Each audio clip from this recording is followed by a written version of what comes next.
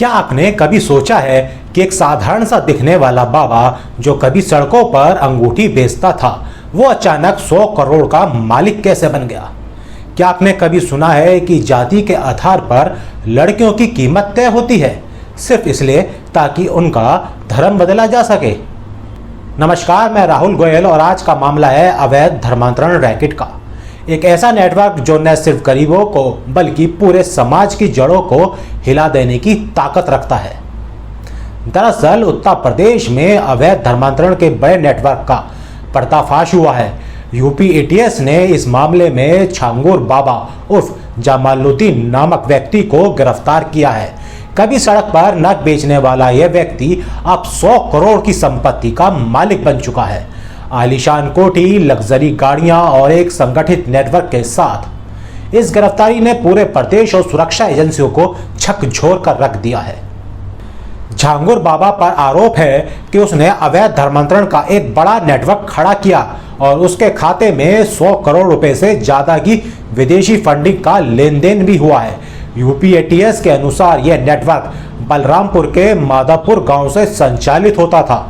अब इस मामले में मनी लॉन्ड्रिंग एक्ट के तहत जांच हो सकती है। इस बीच इस मामले को लेकर जमालुद्दीन उर्फ छांगुर बाबा की चर्चा तेज है। तो चलिए जानते हैं कौन है छांगुर बाबा। एक समय सड़कों पर अंगूठी नग बेचने वाला छांगुर बाबा पुलिस के रिकॉर्ड में एक धर्मांतरण रैकेट का सरगना है। उसके पास है आलीशान बंगले, लग्जरी गाड़ियां और विदेश यात्राओं की लंबी लिस्ट। अब तक वह 50 बार इस्लामिक देशों की यात्रा कर चुका है। बलरामपुर, लखनऊ, आजमगढ़ जैसे जिलों में उसकी गतिविधियां सामने आई हैं। पुलिस जांच में यह बात भी सामने आई है कि गरीब, मजदूर और मजबूर लोगों को पैसे का लालच देकर धर्मांतरण कराया जाता था। अगर कोई मना करता था, विरोध करता था, तो छांगुर बाबा और उसका गिरोह पुलिस थानों और अदालतों के माध्यम से फर्जी मुकदमे करवाकर उसे प्रताड़ित करते थे। एक और चौंकाने वाली बात यह सामने आई है कि इस नेटवर्क में जातियों के आधार पर लड़कियों के रेट तय किए गए थे। ब्राह्मण, सिख, क्षत्रिय और ठाकुर लड़कियों के धर्मांतरण पर 15 से 16 लाख, पिछड़ी जाति की लड़कियों पर 10 से 12 लाख, अन्य जाति की लड़कियों पर 8 से 10 लाख रुपए मिलते थे। लखनऊ की गुंजा गुप्ता को आरोपी अब्बू अंसारी ने खुद को अमित बताकर प्रेम जाल में फंसाया।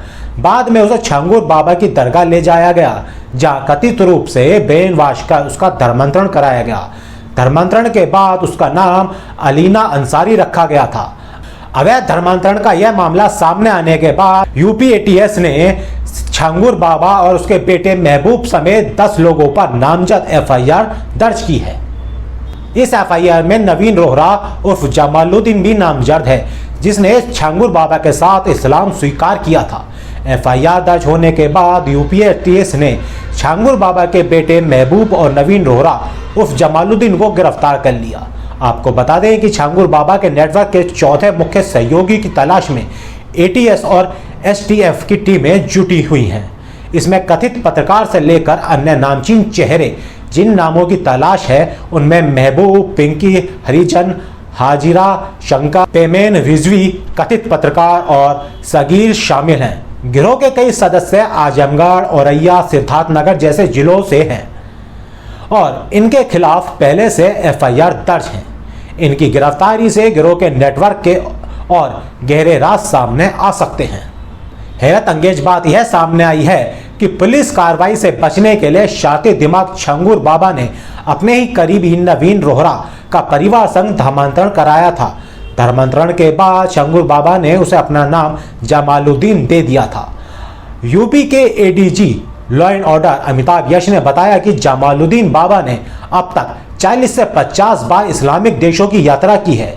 जांच में यह भी पाया गया है कि बलरामपुर में उसने कई संपत्तियां भी खरीदी हैं। उसके खिलाफ मामला दर्ज कर लिया गया है और यूपी एटीएस जांच कर रही है। छांगुर बाबा उर्फ जमालुद्दीन, जो अपने आप को हजरत जलालुद्दीन के रूप में, पीर बाबा के रूप में प्रोजेक्ट करता है, इसके द्वारा जनपद बलरामपुर के कस्बा उतरौला में एक कन्वर्जन के बड़े नेटवर्क चलाए जाने की बात प्रकाश में आई थी। इसकी जांच एसटीएफ द्वारा की गई और ये जानकारी हुई कि इस ग्रुप द्वारा इनके एजेंट्स प्रेम जाल में फंसाकर यंग लोगों का धर्मांतरण कराते हैं। इसके अलावा नाबालिग बच्चों का भी इस गैंग ने धर्मांतरण कराया। इस गैंग के 40 अकाउंट्स में विदेशों से 100 करोड़ से अधिक की धनराशि प्राप्त हुई, जिसका इस्तेमाल धर्मांतरण के लिए किया गया। ये सभी जानकारियों के साथ एसटीएफ ने एक केस दर्ज कराया, जिसकी इन्वेस्टिगेशन एटीएस द्वारा की जा रही है। एटीएस ने आज इसके मुख्य अभियुक्त छांगुर बाबा को गिरफ्तार कर लिया है और साथ ही 3 अन्य अभियुक्त भी गिरफ्तार हुए हैं। इसके आगे की इन्वेस्टिगेशन जारी है और भी अभियुक्तों के गिरफ्तार होने की संभावना है। फिलहाल इस मामले में एसटीएफ का कहना है कि इस नेटवर्क की पहुंच पूरे भारत में फैली हुई है।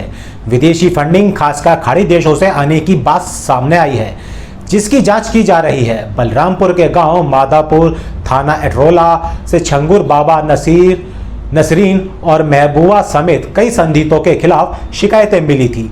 आरोप है कि इन्होंने 1 साल में ही विदेशी फंडिंग से बंगले, लग्जरी गाड़ी और शोरूम खरीदे हैं। एटीएस ने छंगुर बाबा की पूरी रिपोर्ट ईडी को सौंप दी है। संभावना है कि अब इस मामले में मनी लॉन्ड्रिंग कानून के तहत भी जांच होगी।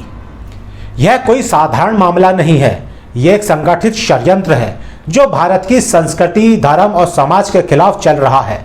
अगर आप चाहते हैं कि ऐसे मामलों की तह तक सच्चाई पहुंचे, इस वीडियो को लाइक करें, शेयर करें और नीचे कमेंट में अपनी राय जरूर दें। तब तक के लिए धन्यवाद। जय हिंद।